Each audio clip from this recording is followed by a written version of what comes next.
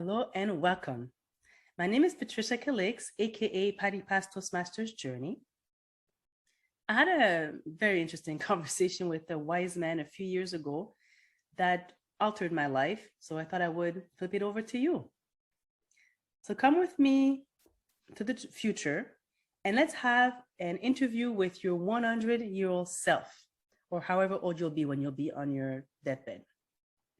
What do you think your future self would tell you to do differently from today until you get there to ensure that you live a life with no regrets? And it's important. It's not from what you could change from last year or what you could change from 10 years ago. Those days are gone and they're never coming back. Really from today until you get there. In this video, I'll be sharing some observations from a famous palliative care nurse, and I'll also be sharing 10 tips on how to live your life with no regrets. If you are in a rush and you want to skip to the parts that interest you, see the descriptions below. There's timestamps to take you to wherever you want to go. And if it's not already done, click on subscribe and the notify button so that you will know when I'm posting my next video next week. I hope you find this helpful.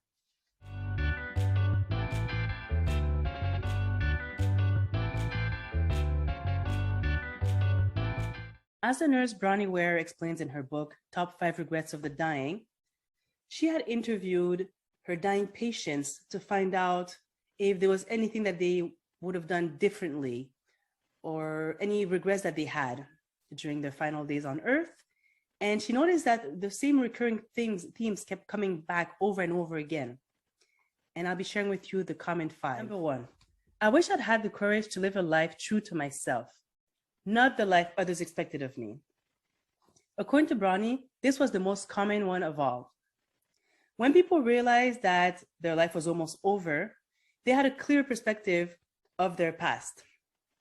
Most people had not accomplished even a fraction of their dreams, and they had to die knowing that it was due to choices they made or failed to make.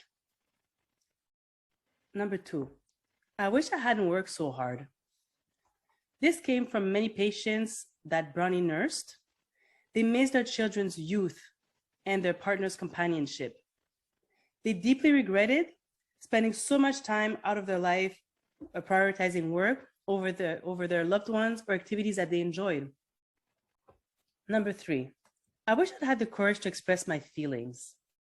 Many individuals suppress their feelings to buy their peace or to please others. And they often develop illnesses related to the bitterness and the resentment that they carried for so many years. Number 4, I wish I'd stayed in touch with my friends.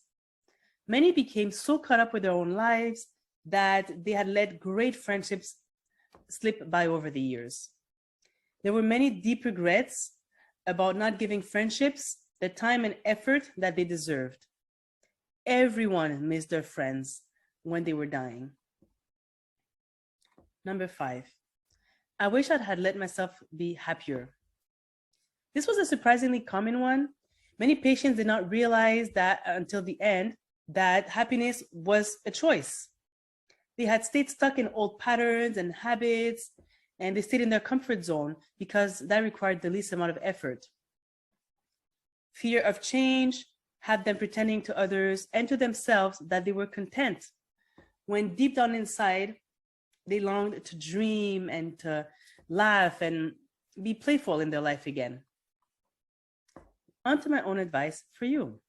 There are 10 tips I think my future self would share with me if I got to talk to her for a few minutes. And I would like to share them with you. I started to apply them to my own life a few years ago, and they've been working extremely well so far. I saved the 4 most important ones for last. Let's jump right in. Tip number 1, be your most authentic self. We often get pressured by those around us, including those who love us, to be someone we're not. We want to fit into what they expect us to be. But at the end of our lives, we will be the only ones dealing with the decisions that we made, not them. So I tell you to be unapologetically you. love yourself, and make choices that make you happy today. I'll just add a little disclaimer, just in case. Make sure that as you're making yourself happy, you're not harming anyone else, just in case. Thank you so much. Number 2, nurture your relationships. Put that phone down. Get down on the floor. Play with your children. Set time apart to spend time with your loved ones. Go visit some family. Volunteer in your community. Helping others is so gratifying. Make time for your friends. You know that friend that you run into and then you always end up saying, oh, we should do lunch sometimes. But then you never end up doing it. Book a date, a tentative date. Make it happen. Number 3, treat your body like a temple. You only have one body. Take care of it. Maintain healthy eating habits.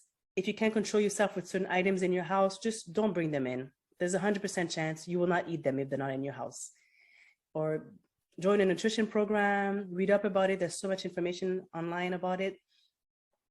And also maintain a healthy, active lifestyle.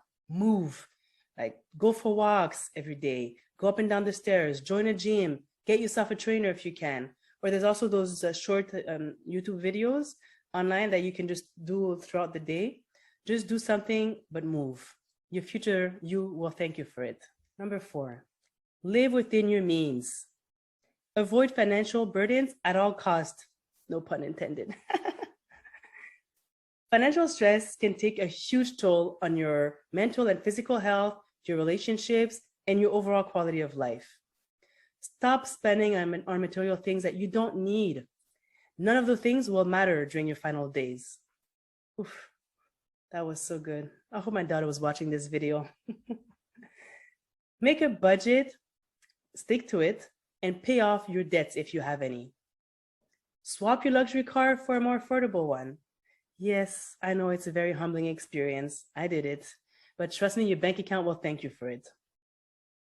Start to save for that house or that trip. And contribute to a tax-free investment portfolio so you can enjoy a comfortable and pleasant retirement.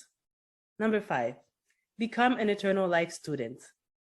Go back to school to learn a new skill, even if you swore you would never go back on the school benches ever again.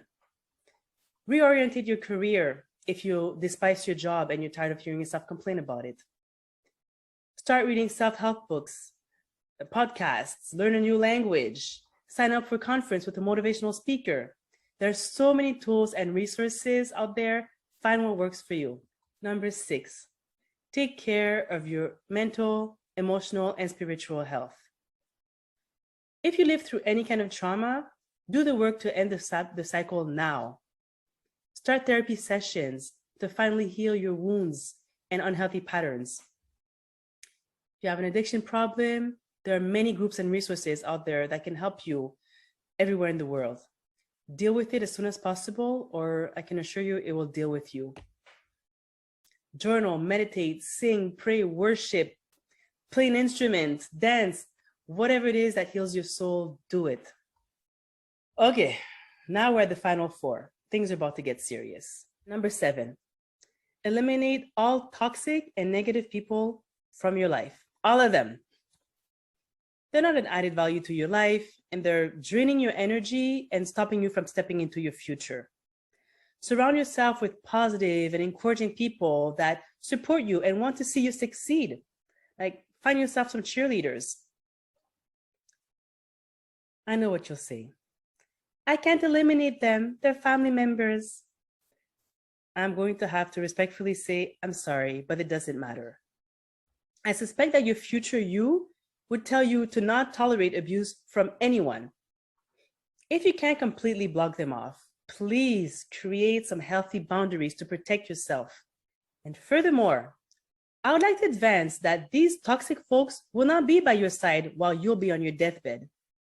And even if they could be by your side, you wouldn't want them to be. You'd want them to leave you, to get out of the room and let you die in peace. Number 8, learn how to say no. Say no to the things that are not on your list, your top list of priorities, so that you can say yes to yourself, your health, your goals, your dreams, your loved ones. I went through a difficult grieving period in 2018. I was so busy trying to please others, help others, fill the void, that I came this close to burning out, like this close. I was lucky though. My body gave me a final and clear warning that if I didn't slow it down, it was going to shut me down for me. I got Bell's palsy. It's the paralysis of half of my face, like literally no muscle worked on half of my face for many weeks. And my acupuncturist who fixed me, luckily, thank you, Claudine, told me to reduce my stress level while I still had the chance. And I decided to take her warning seriously. I still have a very full plate, but the difference now is that I learned how to listen to my body, and I say no as soon as I feel overworked, oversolicited, and overwhelmed. Number 9, be grateful. According to UCLA neuroscientist Alex Korb, it is impossible, I repeat, impossible to focus on positive and negative feelings at the same time. You got to pick one, which means that when you're present and filled with feelings of gratitude, it is impossible for you to feel any other feeling like anxiety, anger, depression in that specific moment. I saw a huge positive shift in my life when I started implementing a daily gratitude routine and journaling every day. What I encourage you to do is just repeat grateful affirmations out loud in your house. I know it will sound a bit crazy, but trust me, it'll feel great. And if it's not already done, start a journal and just write 5 to 10 things you're grateful for in the morning and at night, whatever works for you. You'll see it will change your entire mindset. Finally, tip number 10. You will be judged, so do it all anyway. Once you start changing your life around, you'll notice that you may start getting mocked or misunderstood by people around you. Why are you reading that book for? Why do you have to learn a new language? Why do you have to go to the gym all the time? You're so obsessed. Why are you saving all this money? We may never get old. Let's go party. I don't know about you, but I have a feeling that when I'll be on my deathbed, what others thought of me will be the last thing on my mind. So you'll be judged whether you live your dreams or not. You might as well just do you. Dear friends, I would like to encourage you to come out from your comfort zone and comfortable couch while you're still healthy and while you still can. That is when you'll start seeing the changes that you've been waiting for. All you need to do is take one step towards your goals and your dreams every day, consistently. Do not let life pass you by. You still have time to take action today to ensure that your eulogy will be a phenomenal and memorable one. I hope you found this content helpful. Please don't be shy. Let me know if you liked it. Let me know what you think I can improve. Also, is there a tip that spoke to you more than the other ones? Like one that you feel you can start implementing right away? Let me know. I read and respond to every single one of my comments. And if you think that this video can be helpful to anybody else, share the love. See you next week.